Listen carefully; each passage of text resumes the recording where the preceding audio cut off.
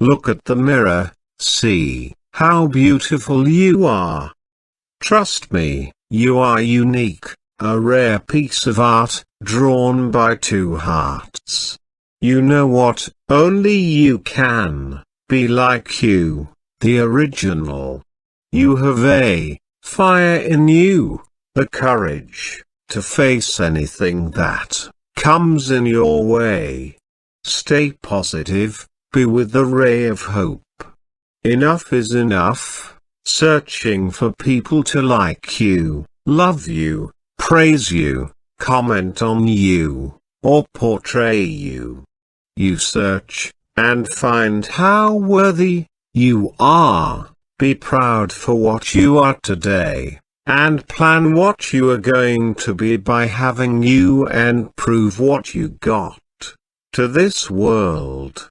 Those who ignored you will hide their face to face you one day.